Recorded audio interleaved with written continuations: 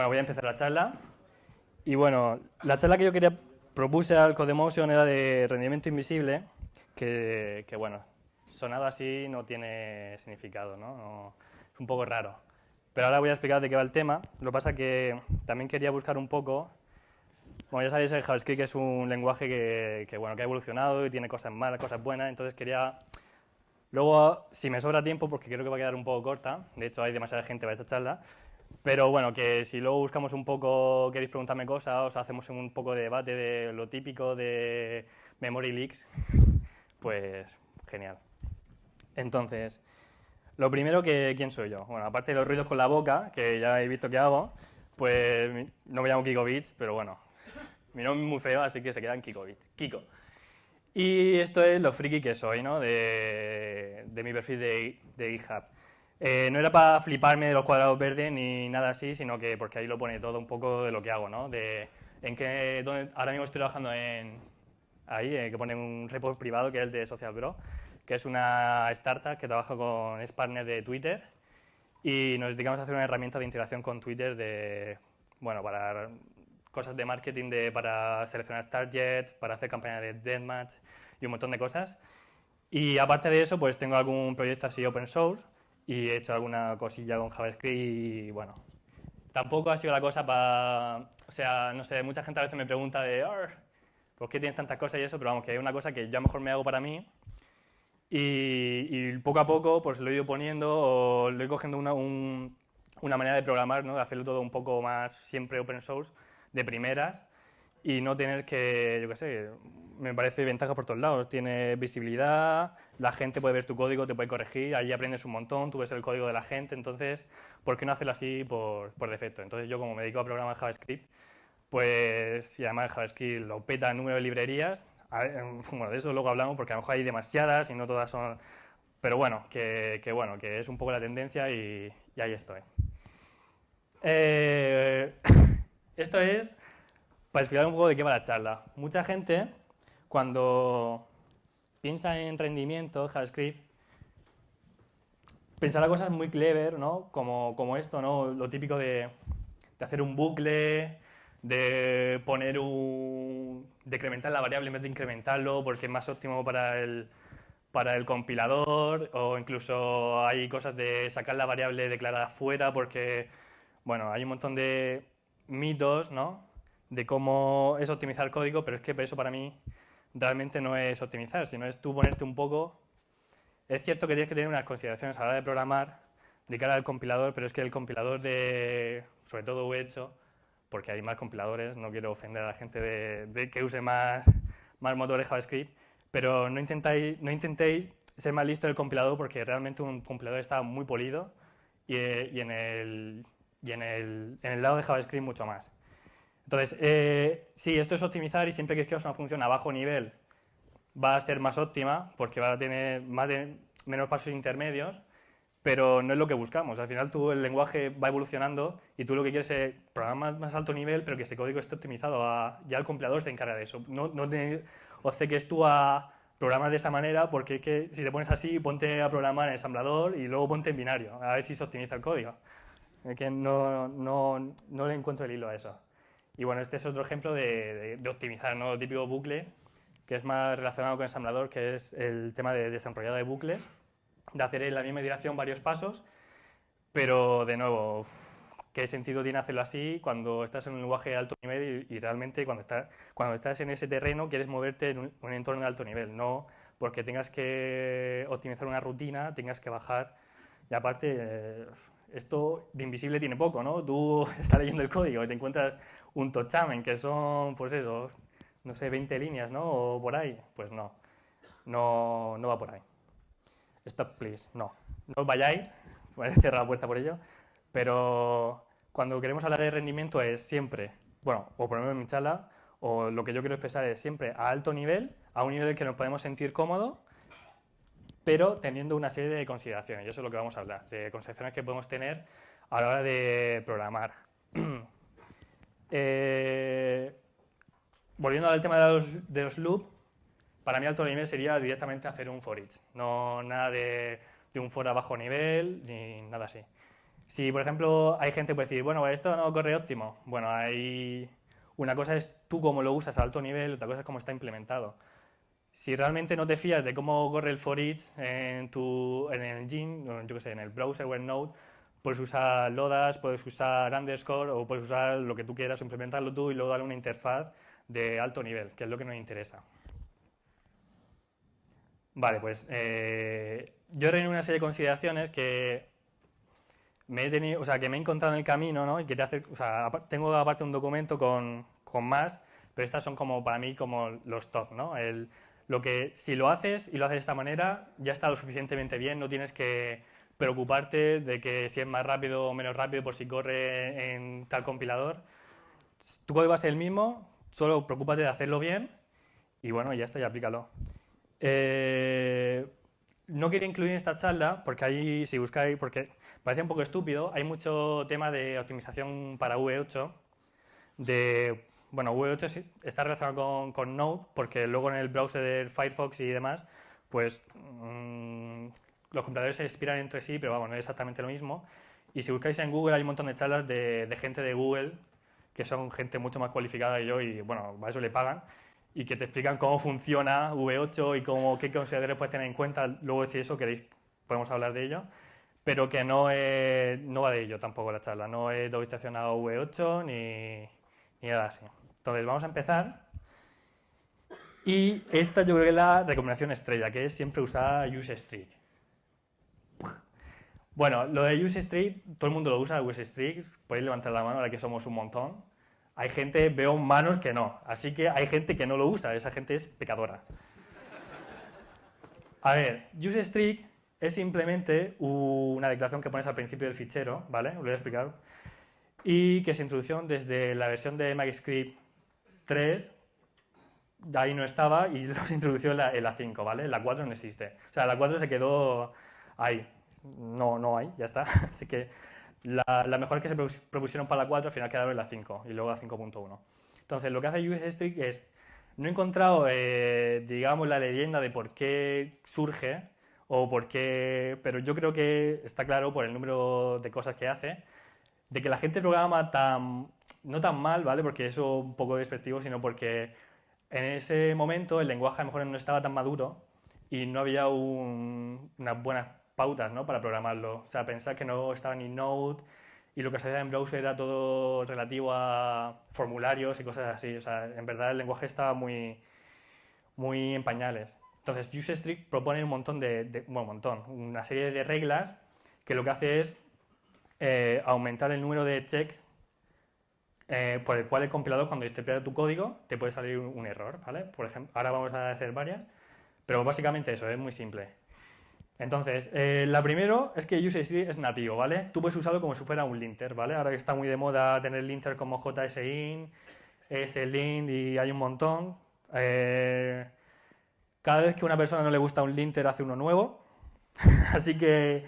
Y luego dentro de los linters tienes un montón de reglas y la mayoría de las reglas están, si usas UseStreak, están ahí. O sea, las más importantes, y de hecho las más importantes que luego V8 tiene en cuenta para optimizar, están ahí. O sea, si tú lo haces bien y realmente tu código no se las salta, pues ya estás tomando gran parte de las consideraciones, ¿no? Que decíamos al principio.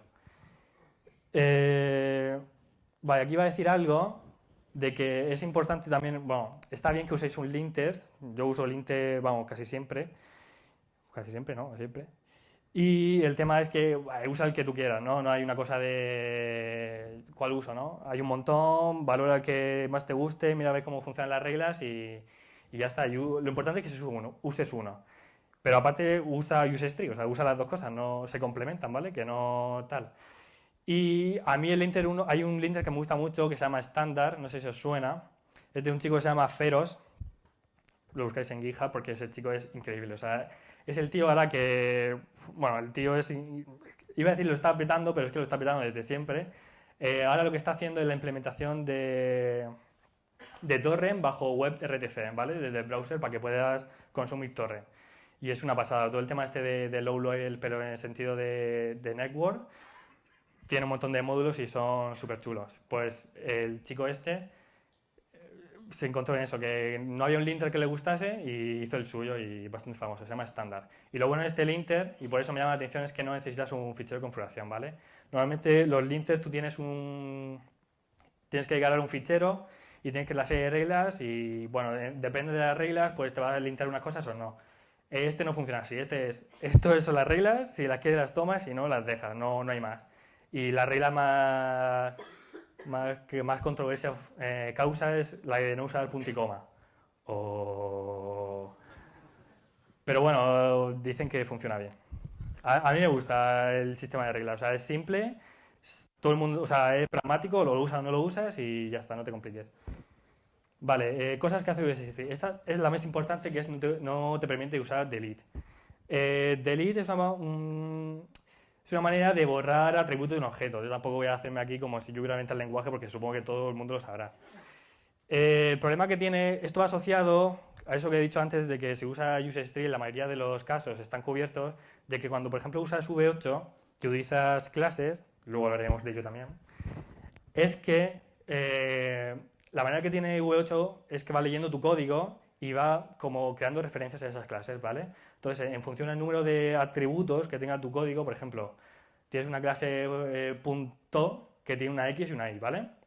Si tú cada vez que creas un punto, a la hora de interpretar el código, el engine, va creando la misma referencia. Lo único que cambia es el valor del parámetro, ¿no? X y Y son siempre, si creas un punto 1, 3, para él va a ser el mismo que 2, 5, solo cambia el valor que tiene el argumento que le pasas. El problema es que si borras una propiedad, por ejemplo, tú haces delete X, ese objeto, para él tiene que interpretarlo de otra manera, no puede relacionarlo como si fuera un objeto que tuviese X y Y. Entonces es un proceso que le cuesta más, tiene que crear otra referencia solo para ese objeto porque no tiene una propiedad menos. Entonces, todo este tema, en vez de hablar cómo puedes utilizar V8, volvemos a lo mismo, es mucho mejor hablar de cómo programar bien, ¿no? Seguir unas reglas o seguir unas pautas para no encontrarte los problemas. Ya V8 tiene en cuenta todo esto, igual que tiene muchas cosas en cuenta, que a lo mejor a día de hoy no están optimizadas, pero como son casos de uso que todo el mundo usa, por ejemplo, el bin, que lo tengo puesto luego en la charla, es más lento que hacer un cal o simplemente bindear el contexto a una variable. Pero tampoco es algo que te tengas que preocupar en exceso porque como es un caso tan típico y se usa tanto, pues ellos los tienen en cuenta y saben que eso se puede optimizar o habrá una manera de optimizarlo. Vale, estas son más reglas que hace el linter. Aparte de la que hemos dicho, pues no te deja usar, o sea, variables que no uses, pues te avisa. Yo en mi mente tengo que te avisa como que Sublime te lo marca con el cuadradito amarillo, pero sé si tienes el plugin. La manera de avisarte creo que es que simplemente en terminal te sale un error de que no, cuando va a compilar o algo así, no, o te sale un warning. Pero el caso es que te avisa. Lo mismo, tantos siglos de evolución que los linter ahora te dicen eso, pero desde 2011 está implementado y nativamente. Te avisa de que es duplicadas, y hay otro slide que no he puesto, es que te avisa también de variables globales. Todo esto por lo mismo, de que cuando hacemos la transición de MX6 a 5, hay un montón de cosas que aún no hemos asentado en el lenguaje, como era si la variable se tiene que declarar localmente o global o si hay un problema. Normalmente, si declaras las variables en no global, ya huele mal, ya no sabe distinto. Vale, en definitiva es que UseString es como Spiderman, es tu mejor amigo. Así que usarlo. Podéis hacer una prueba. A ver si lo he puesto. Vale, hay un parámetro en Node que si lo usas, por ejemplo, por defecto, UseString no te fuerza a usarlo, ¿vale? Por defecto está desactivado, pero tú puedes activarlo y puedes ver todos los warnings que te vas a comer de dependencias y sitios donde no se usa, ¿vale? Entonces, esto está bien para tener una visualización del número de dependencias que no lo usa o si quieres cambiarlos y tal. No usar en producción, importante. A ver si queréis romperlo todo, sí. Vale, esto, aparte ahora, bueno, sí, he mezclado cosas que son de relacionarse estrictamente con JavaScript y otras que no tanto, sino de programación en general, pero que tienen mucho más sentido cuando se programa en JavaScript. Esta es de usar objetos o direccionar un objeto como un resultado en vez de usar if-else o on-switch. Esto, si me lo hubieran dicho a mí, hubiera sido un consejo muy bueno, porque yo a veces lo hago y no me da cuenta y una vez que lo ves, se te abre la mente. Vale, el tema va de que seguramente muchas veces, esto es un código aquí un poco feo, de que estás intentando hacer un match con una cadena o cualquier cosa, ¿no? Que tienes, al final el tema es que tienes un resultado que va a tener un output diferente según la entrada, ¿no? Entonces empiezas a concadenar. If else este, si no devuelves este, tal. Eh, o sea, funciona, sí, funciona. Lo malo de ello es que, por ejemplo, si el método de entrada es Barcelona, tienes que pasar por todos los métodos de arriba, ¿vale? Entonces, hasta que no pase a los métodos de arriba, realmente esto no es algo que se sepa a ciencia cierta, porque tendría que ver cómo JavaScript lee esto, luego compila C, cómo lo convierte en ensamblador y cómo crea las instrucciones de salto, pero directamente ya cuando lo ves, se puede mejorar. Seguramente una mejora pequeña sería usar switch. Vale, mira, sale ahí a la derecha, qué bien. Que básicamente es lo mismo, pero usando menos código. Ya no estás comparando, sino que estás... Lo bueno de este caso es que, por ejemplo, que podrías agrupar casos. Bueno, aquí también, ¿no? Pero tendrías que usar el operador OR. Y entonces, no sé, ya huele muy mal. No sé, no... Se podría refactorizar. Y una manera muy sencilla y es la mejor de refactorizarlo es crear un objeto, poner el resultado y cuando poner un valor por defecto, que sería lo mismo a el último else o que fuera un default en un switch, y direccionar directamente al objeto si hay un match y si no, al resultado. O sea, esto es acceso directo al objeto. No tienes que plantearte ni en qué posición poner los valores, si son más frecuentes o no. No tienes que hacer más código. Esto es sencillo, funciona y para toda la familia. Mm, a veces resulta muy evidente, pero no siempre, ¿eh? Yo, por ejemplo, lo uso bastante con el tema de los argumentos, con el número variable de argumentos. Me creo un objeto y según el número de argumentos, pues te redirijo una función a otra. Si tienes dos argumentos de entrada, pues quiero hacerte un tratamiento distinto y tal. Eh, ahí queda. Vale, tercera, en verdad, de gran mejora que para mí fue usar funciones o métodos que recuerden cosas. Esto se usa mucho con programación recursiva, ¿vale? Cuando tienes una función recursiva, en vez de calcular los resultados anteriores, cacheas los resultados anteriores y los vuelves a usar. Pero no tienes, o sea, que se use más en programación recursiva no significa que se pueda usar ahí solo. Puedes usarlo igual que el caso anterior, que usamos un objeto, puedes complementarlo con, si aquí hay resultados que se usan frecuentemente, lo mejor es que lo caches, sobre todo si son resultados que ya en un coste de CPU moderado. Ahora os comento que en producción me pasó algo así y vaya marrón. Vale, el tema es, siguiendo el ejemplo antes de ciudades, imaginad que tenemos una función que calcula la distancia entre dos ciudades, ¿vale? Vale, ahora mismo tampoco haría falta usar mucho más código, estaría bien así. Pero claro, tenemos dos ciudades, bueno, si digamos que el espacio de soluciones es pequeño, pero en vez de ciudades fueran municipios o fuera otra cosa, o en vez de España fuera Alemania, pues el espacio de soluciones sería mucho más grande. Además, sí, además tiene una extensión más grande, así que sería más costosa la función. Una manera increíble, increíble porque increíble cuando te la dicen, ¿no? Cuando tú haces esto y no te lo dicen, dices, vale, voy a desenrollar el bucle para que decremente la variable, para que el algoritmo de cálculo de ciudades sea más eficiente. O sea, no. La manera increíble de hacerlo es de nuevo usar objetos, que son ciudadanos de primer orden en JavaScript, y cachear el resultado, y ya está. Y cuando quieras buscar un resultado, aquí utilizo el nombre de las ciudades para hacer la key, para hacer un hash value, y simplemente buscas el resultado y si no está, lo cacheas. Y ya está, no, ya está. Así que ha sido sencillo, no, nadie te ha dicho que tengas que complicarte más la vida. Esto también se puede mejorar, no quiero extenderlo, pero por ejemplo, el problema que tienes de esto es que la caché podría crecer indefinidamente, ¿no? Si tiene muchos casos de uso, o sea, muchos casos de uso, muchos parámetros de entrada distintos y tendrías que calcular muchos resultados. La manera de mejorar es usar una caché LRU, que automáticamente va descartando los casos menos frecuentes.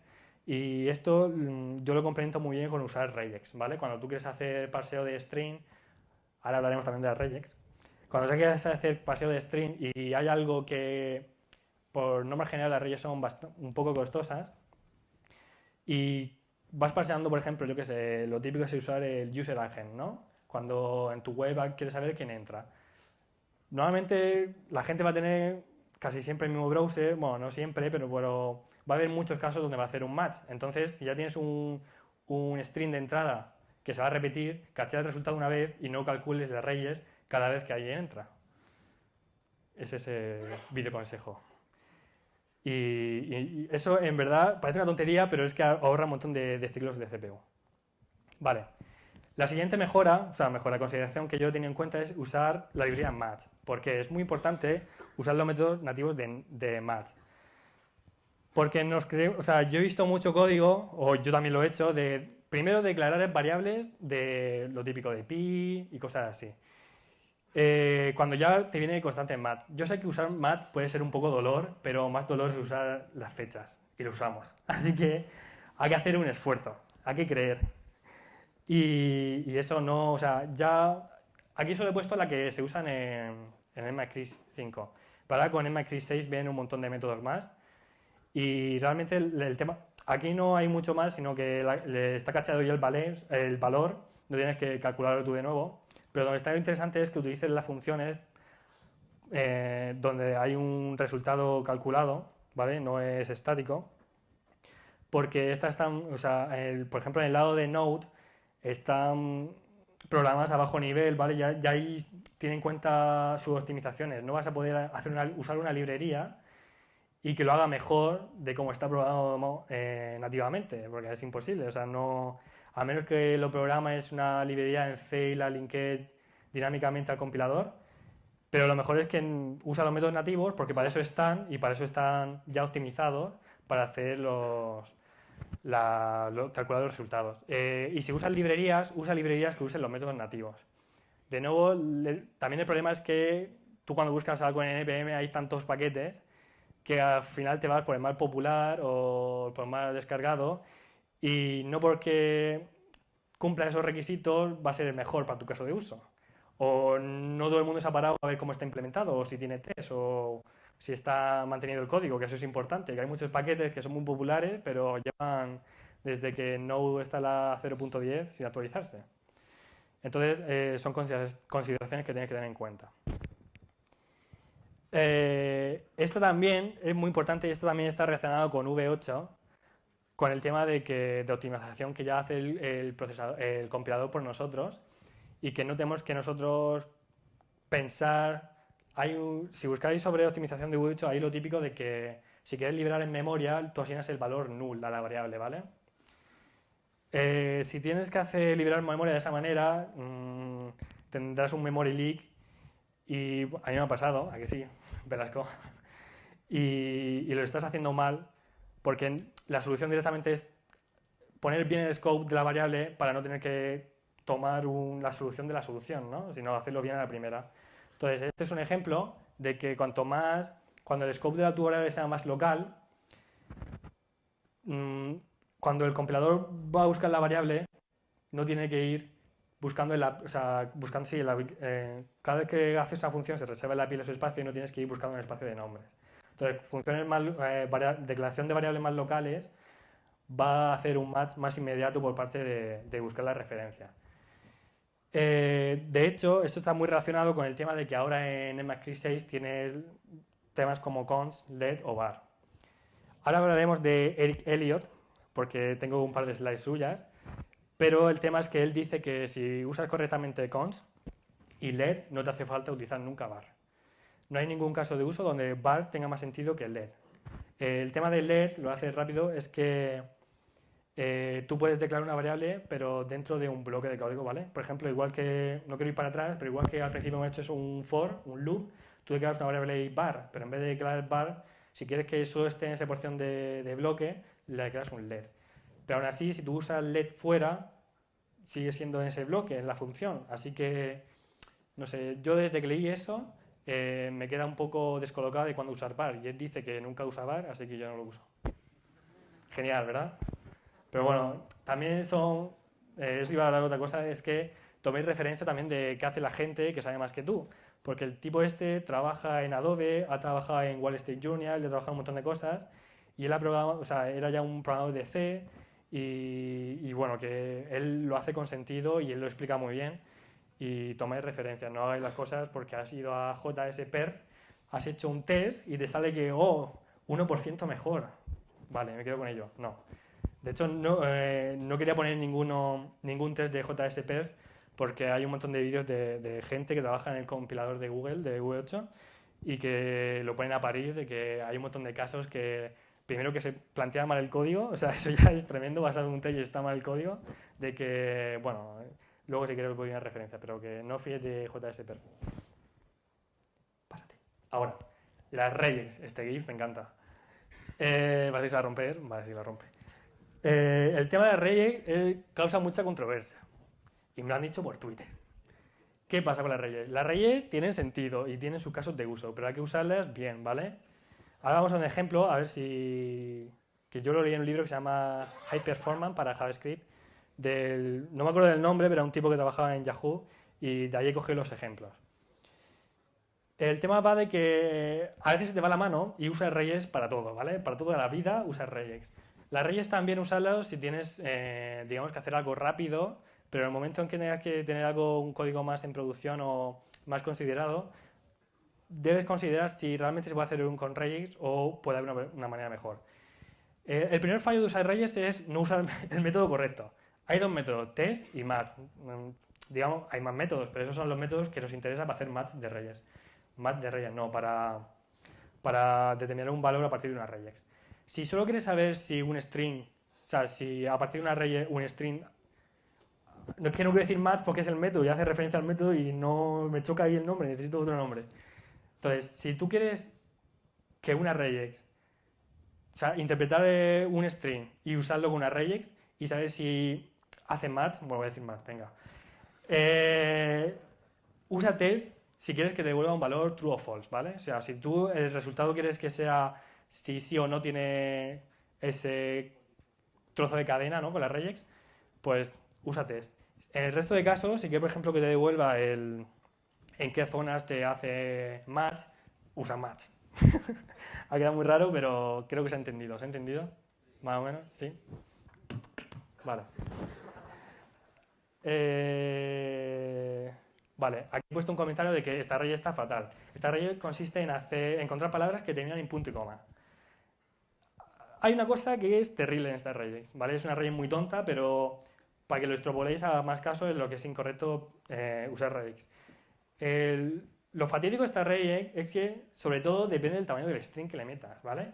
Porque si tienes un string muy grande, tienes que esperar a pasar por los tokens de los strings hasta llegar al final de la cadena, hasta encontrar un punto y coma y que sea el último carácter, ¿vale? En el resto de los casos, o sea, cuanto más grande sea el string, van a tardar. Entonces, no tiene mucho sentido usarlo.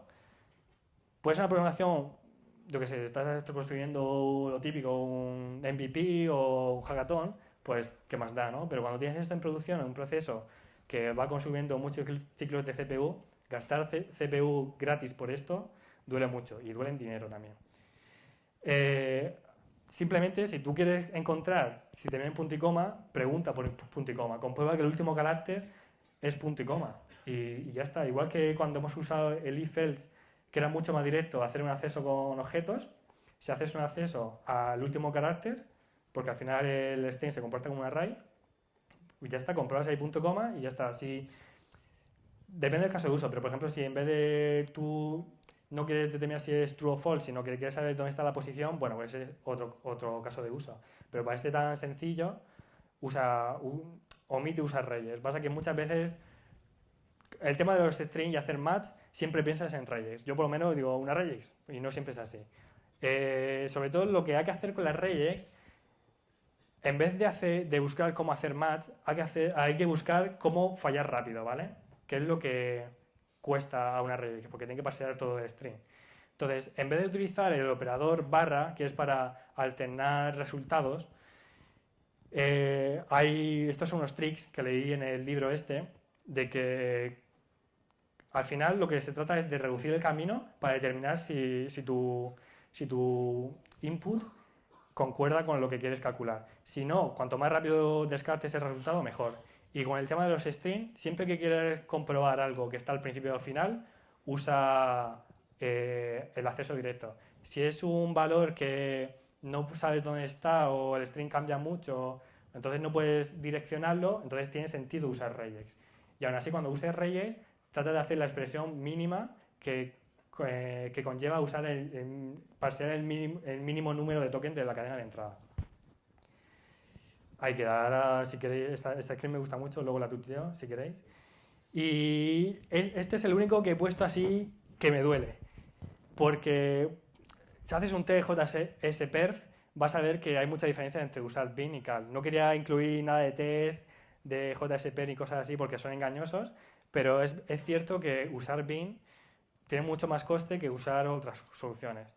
Esto es porque cuando usas bin, internamente V8 tiene que hacer muchas más cosas y simplemente son más instrucciones y tarda más y ya está. No es que sea un coste grande, pero cuando tienes muchas funciones con bin, pues se va notando. Si haces un par de test simplemente con time de un fichero de Node en el terminal, lo notas. Pero de nuevo volvemos a lo mismo. No se trata de buscar la solución al problema que la genera tú mismo, sino usarlo correctamente y no tener que buscar la solución.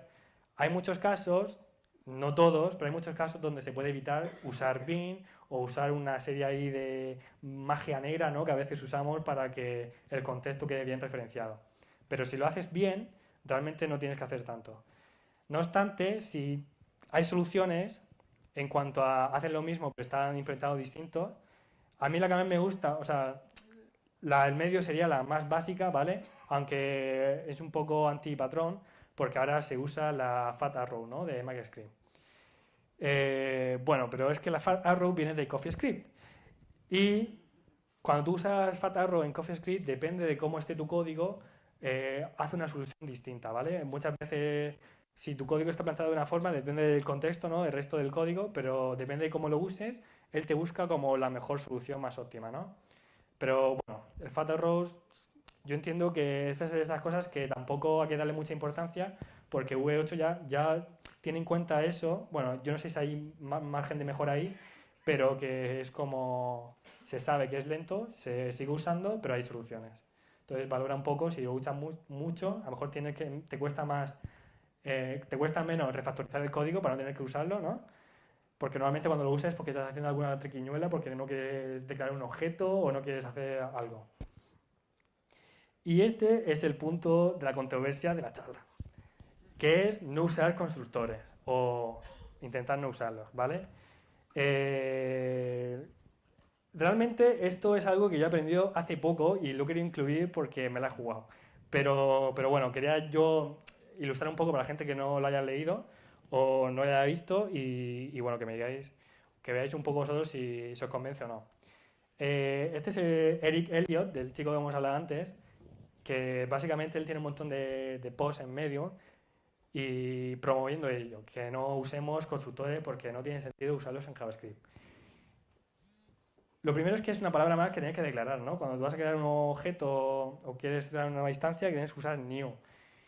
Y es verdad que es algo que se hereda de orientación a objetos, pero es que JavaScript no es orientación a objetos, no es Java. Entonces ya aquí ya entramos en temas más peleagudos. Entonces, orientación a objetos, o lo que nosotros deberíamos entender orientación a objetos en JavaScript, realmente lo llama objetos linkeados a otros objetos, ¿vale? Esto es un patrón que él promueve para evitar usar new y ahora os voy a dar un montón de ejemplos que espero que os convenzan. Hay muchos contextos donde no se puede no usar new, por ejemplo, cuando creas un error, bueno, el hecho de crear un error sí, pero ya estáis viendo el tema de que usar new o no usarlo muchas veces te crea ahí la ambigüedad, ¿no? O sea, ¿cuándo debo usarlo? Mejor no usarlo y ya está. Pero bueno, es ambiguo. Hay muchas librerías nativas que lo tienen ya, pero es un poco por herencia. Si tú creas un error con new y creas un error sin new, que alguien me diga que no es así, pero te devuelve el mismo error. Y no está basado en un builder y te devuelve el error. No tienes que plantearte tú qué pasa si pones el new, no lo pones, si el contexto va a ser bindeado internamente, ya estás pensando en exceso. Y lo que él promueve lo llama como composición por encima de la herencia. Y esta es una cita que me gusta mucho, de un programador de Erlang, que básicamente dice que el problema con orientación a objetos es que tú quieres hacer un plátano, pero lo importante de la orientación a objetos no es el plátano, es todo lo que hay alrededor de un objeto, ¿vale? Un objeto se va a relacionar con otro objeto y de hecho programar bien para orientación a objetos es encapsular todo. O sea, uno de los patrones de buena programación orientada a objetos es encapsular hasta los valores primitivas. Entonces dice que al final tú quieres hacer un plátano, pero terminas haciendo el mono, la jungla, la hierba y terminas armándote un pifostio que no querías tú tener delante tuyo.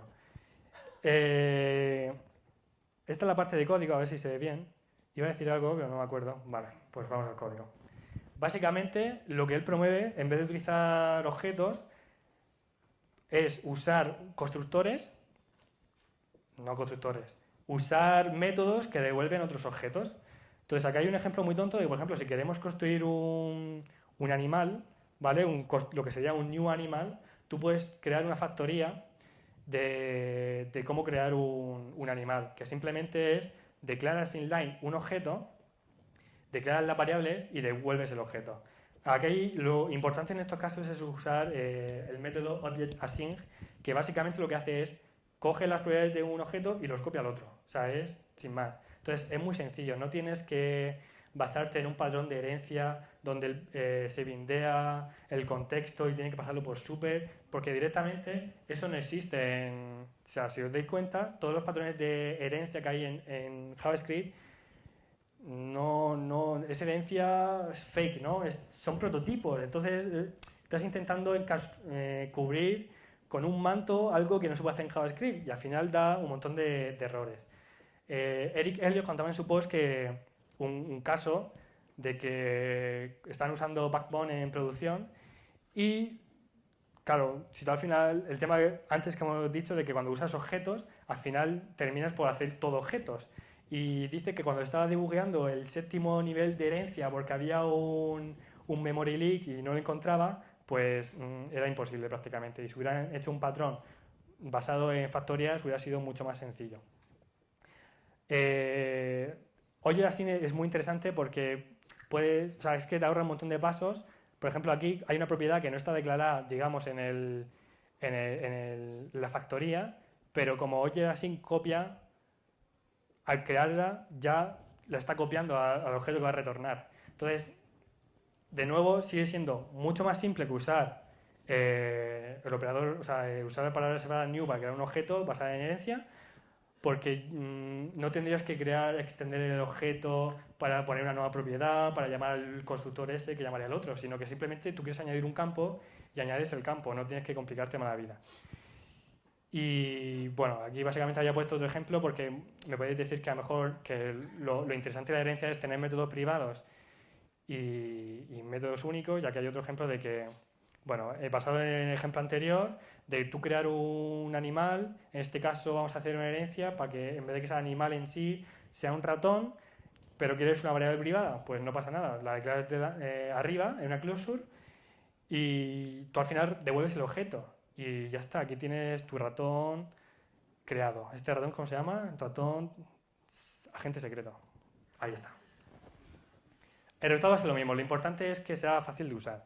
Os voy a dar un par de ejemplos más de que no tiene sentido usar herencia porque también complica mucho el código y aunque no es una cuestión de performance así directamente relacionada, y intrínsecamente sí está relacionada porque eso hace que internamente tenga que hacer un parseo o el compilador tenga que tomar en juicio un montón de cosas que te puedes ahorrar.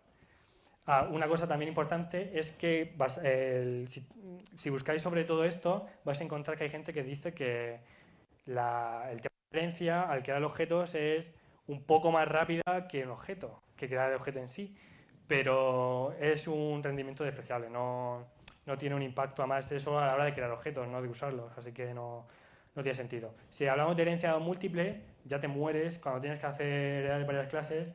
En temas como Java, pues no se puede, ¿no? Creo que no se puede. Y en temas de JavaScript, si lo quieres simular, pues harás mil movidas, pero si tú usas el patrón esto basado en asignar objetos, como le puedes pasar varios objetos, pues le pasas todos y ya está. Y te devuelve al final el objeto resultado, que es la suma de todas las propiedades que ha ido sustituyendo.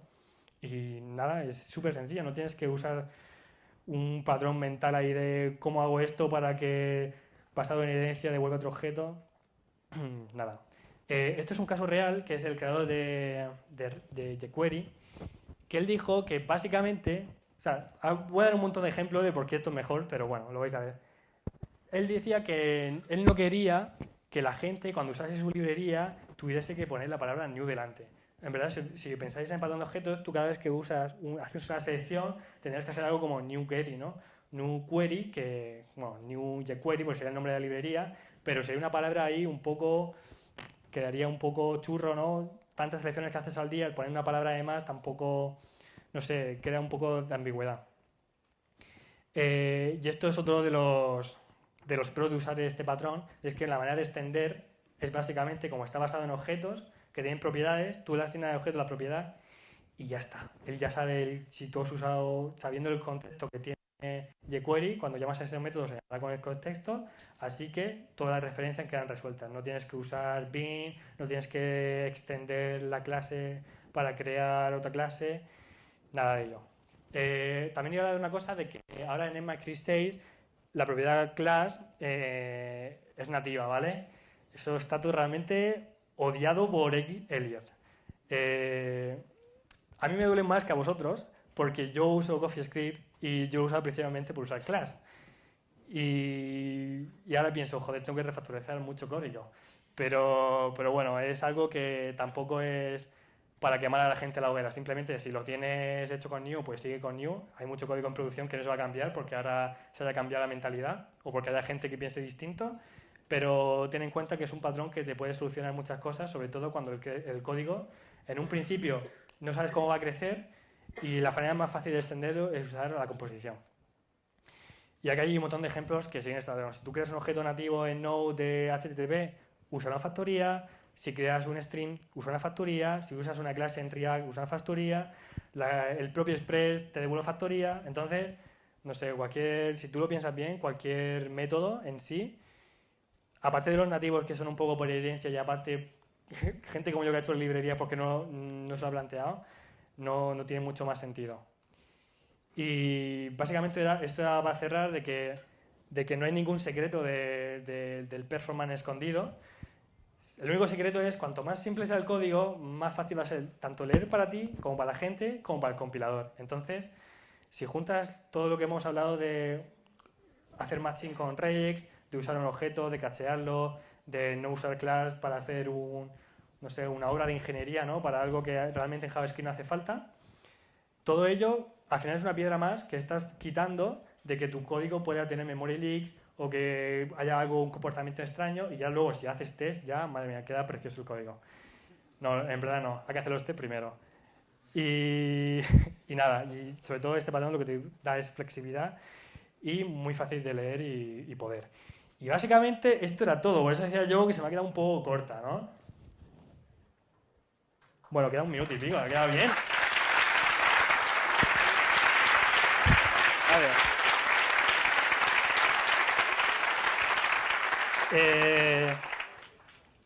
Como hay mucha gente, ya aún queda tiempo. No sé si queréis que hablemos, o sea, o alguien me quiere preguntar algo de si yo he leído o no haya dicho, no sé, algo de relación con memoria o algo así, o algo de la charla, o no sé. Dime.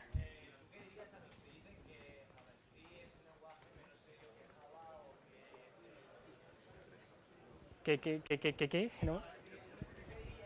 Sí. ¿Qué es menos importante? A ver, ese tema, me alegra que me preguntes eso porque mucha gente es como que odia PHP, ¿no? Digamos porque PHP es lento y no sé qué, pero es que PHP, por ejemplo, marcó un principio en la programación web. Entonces, es algo que muchas empresas ya trabajan con PHP ya quedado, ¿no? Gracias por iros. Entonces, no, yo también lo diría porque quiero ir a otra charla. Entonces, JavaScript nació muy mal, pero nació por solucionar algo que era un lenguaje para la web, ¿vale? Al principio eran solo formularios, pero ha crecido así. Tiene cosas malas, pero todos los lenguajes tienen cosas malas. Y yo creo que en el futuro, y esa es la parte interesante, es que JavaScript va a ser considerado un lenguaje de bajo nivel en el que van a compilar otros lenguajes, ¿vale? Entonces va a quedar como una capa sobre donde otros lenguajes de alto nivel orientados a web van a trabajar, ¿no? Es como una especie de WebAssembly, pero bueno, eso es otra cosa. ¿Te ha ayudado? Vale, que la gente se va. Dime. Gracias.